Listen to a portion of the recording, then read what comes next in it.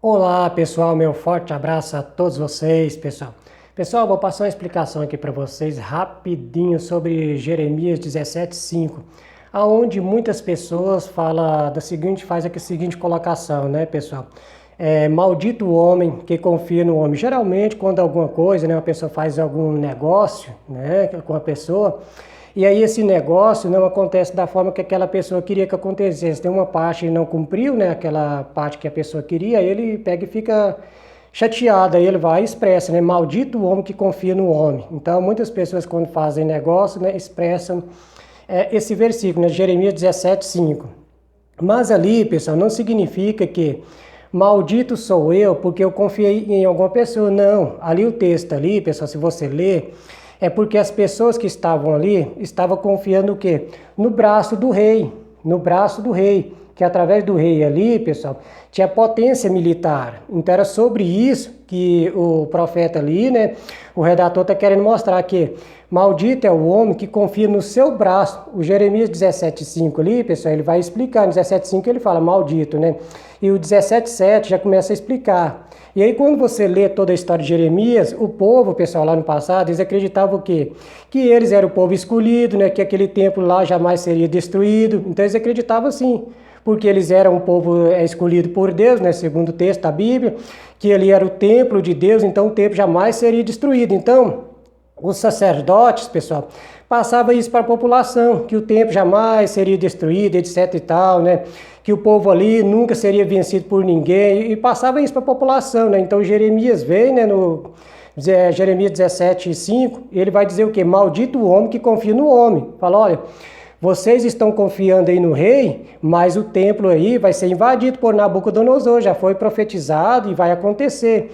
Então eles estavam confiando o quê? No poder que tinha ali no exército, ou seja, no dinheiro, nas finanças. E ali, pessoal, como eu já expliquei para vocês em vídeos anteriores aí, pessoal, é que aquele templo ali, pessoal, de Jerusalém, o templo ali, era um lugar aonde, pessoal, eles ficavam com as armas também. Era um quartel-general ali, pessoal, que organizavam também as guerras. E tinha muita corrupção ali. Se você ler o texto, você vai ver que tinha profeta que enganava, que mentia, profeta que roubava dos outros ali, que mentia ali dentro do templo. Era como se fosse meio parecido também aqui em Brasília, viu, pessoal? Lá em Brasília, aqui no nosso Brasil, aqui em Brasília também, né, que tem alguns pastores lá, né? Alguns pastores, não estou generalizando, que usam a Bíblia para dizer que é pastor honesto, para dizer que está lutando pelo povo, etc e tal. Mas quando você estuda mesmo a vida desse pastor mesmo, você vai ver que eles estão até o pescoço atolado na corrupção. Muitos pastores, não estou generalizando, que estão lá em Brasília, né?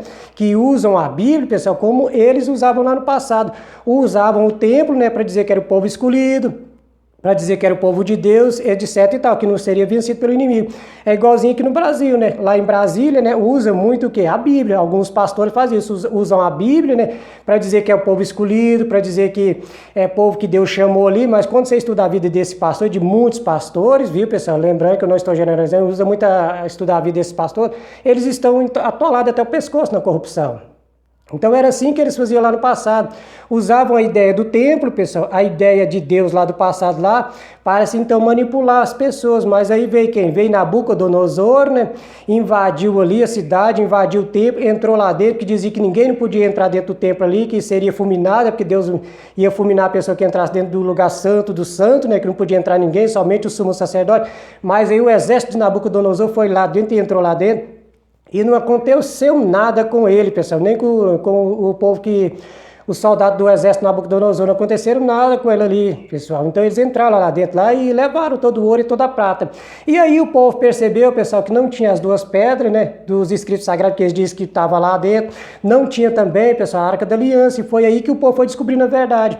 Que eles usavam, pessoal, a ideia do templo sagrado, que lá era o templo de Deus, né, que lá tinha a Arca da Aliança, que tinha as duas pedras com os 10 mandamentos ali, que aí eles descobriram que não tinha pedra nenhuma, que não tinha arca de aliança nenhuma. Então o povo foi descobrindo a verdade, que eles usavam a ideia do templo, a ideia do lugar santo, do lugar sagrado, a ideia de povo escolhido para enganar o povo que estava lá no passado.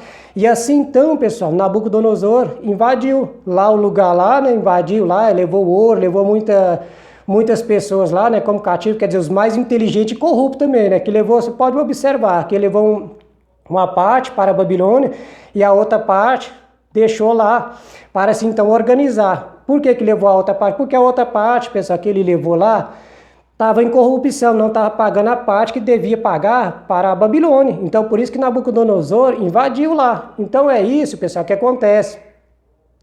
Muitas pessoas usam isso, usam a Bíblia, igual aqui no Brasil, né? Usam muito a Bíblia para, assim, então, se esconder por trás da Bíblia. Mas quando você estuda a história da vida de muitos pastores aí, vocês vão ver que eles estão atolados na corrupção também. Não estou dizendo que é todos, viu, pessoal? Não estou generalizando aqui, dizendo que são todos pastores. Não, viu? Mas é isso, viu, pessoal? Quando as pessoas pronunciam aí, maldito o homem que confia no homem, que porque confiou em alguma pessoa, fez algum negócio, aí não deu certo negócio, levou prejuízo naquilo ali, né? Ou levou, como a gente diz aqui em Goiânia, levou ré, né, no negócio que fez ali. Aí a pessoa expressa, né? Maldito o homem que confia no homem. Mas maldito, pessoal, não sou eu porque eu confiei. Porque quando você vai fazer uma cirurgia, né, passa pela mão do médico, você tem que confiar no médico. Então quer dizer que você confiou no médico, você está sendo maldito? Não, é nesse ponto que eu expliquei para vocês aí.